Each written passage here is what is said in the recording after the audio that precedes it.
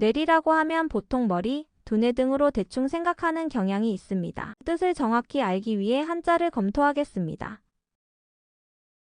뇌리는 뇌 뇌자의 속 리자입니다. 두뇌 속 혹은 머릿속이라고 해야 뇌리의 정확한 의미가 됩니다. 도로에서 흔히 볼 수 있는 도로 표지판 중에 요철주의가 있습니다. 요철이란 오목하고 불룩한 것을 말합니다. 요철의 뜻은 누구나 알지만 그 한자는 잘 모릅니다. 요철의 한자는 오목할 요자와 불룩할 철자입니다. 사물의 형상을 본떠 만든 글자의 모습이 변하지 않고 그대로 남아있는 재미있는 한자어입니다. 군사 관련 뉴스에 수시로 등장하는 어휘가 3개 있습니다. 다연장, 로켓, 방사포, 장사정포가 그것입니다. 매일 듣게 되지만 뜻도 모르고 듣게 됩니다. 한자의 혼을 알아야 그 정확한 뜻을 알 수 있습니다. 다연장, 로켓에서의 다연장이란 발사체를 여러 개 결합한 장치라는 뜻입니다. 한자는 만을 다 연일 연 꾸밀 장자를 씁니다. 다연장 로켓이란 영어 멀티플 론치 로켓 시스템을 번역한 한자어입니다. 로켓 형식으로 된 포탄을 수십 발 동시에 발사할 수 있는 장치라는 뜻입니다. 방사포는 다연장 로켓의 북한식 명칭입니다.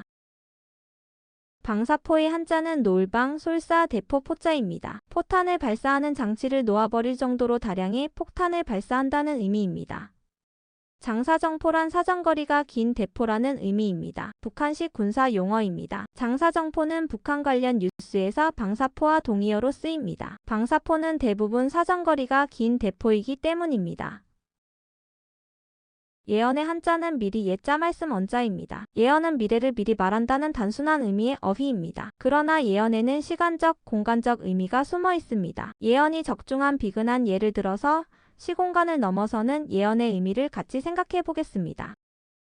예언이라는 어휘는 거짓, 과장, 사기 등의 부정적 이미지가 많습니다. 그것은 예언의 대부분이 빗나가고 정직하지 못한 금전과도 결부되어 있기 때문입니다. 그래서 예언을 말하는 것이 직업인, 점술사나 무속인들의 사회적 이미지는 그다지 좋은 편이 아닙니다. 그러나 간혹 놀랍도록 정확하게 적중하는 예언들이 있습니다. 100개의 예언 중 99개가 엉터리이고 단 1개만 적중한다고 하더라도 적중한 예언만은 엄청난 의미가 있습니다.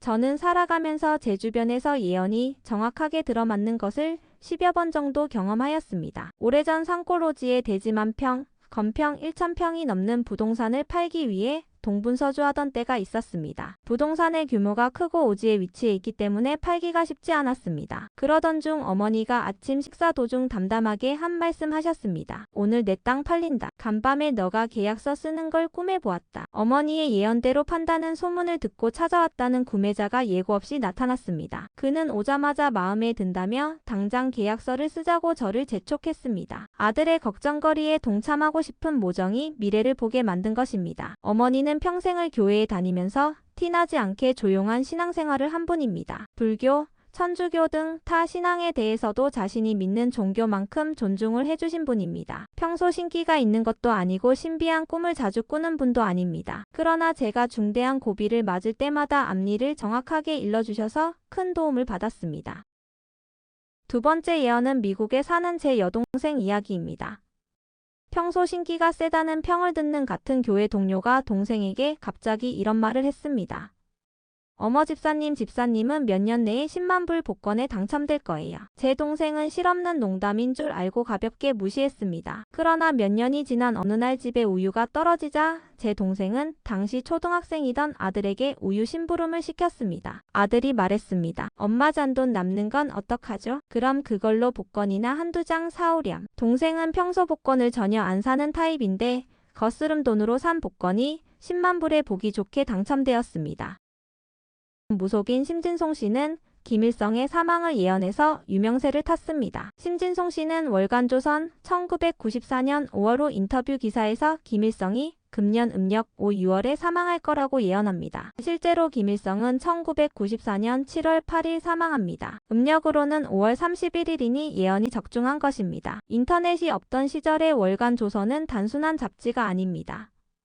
월간 판매 부수가 50만 부가 넘던 공신력을 최고로 인정받던 잡지였습니다. 이런 권위 있는 발행물에 2달 후에 있을 대형 사건의 날짜까지 맞추어 그 누구도 부인 못하는 정확한 예언이 되었습니다. 기인으로 유명한 허경영 씨는 대통령 선거가 한창이던 2012년 12월 박근혜 후보가 대통령에 당선될 것이지만 임기 5년을 못 채우고 탄핵될 것이라고 예언합니다. 거리에서는 촛불 데모가 일어나고 청와대에서 구판을 벌였다는 헛소문이 돌 것이라는 말도 덧붙였습니다. 당시별 미친 소리 다 한다고 누구나 코웃음 쳤습니다. 그러나 이 예언은 100% 적중합니다. 정말 소름 끼칠 정도로 정확도가 높았습니다. 박근혜 전 대통령은 아무리 대통령으로서의 책무를 다하려고 해도 아무런 소용이 없었습니다. 그녀는 탄핵당하기로 이미 예정되어 있었으니까요. 정확한 예언은 인간사, 세상사 모두가 미리 예정되어 있다는 것을 의미합니다. 모든 것이 프로그램화되어 있는 것이지요. 만약 미래가 우연적 사건들의 무차별 전개에 의한 것이라면 그 누구도 예언하는 것은 불가능합니다. 세상은 시공간을 넘어서 프로그램화되어 있고 소수의 사람들만이 어쩌다 미래에 접속하는 해프닝이 발생하는 것입니다. 예언이라는 어휘는 내가 이 세상을 열심히 사는 것처럼 보이지만 사실은 예정된 각본에 따라 연기하고 있다는 사실을 부인할 수 없게 만듭니다.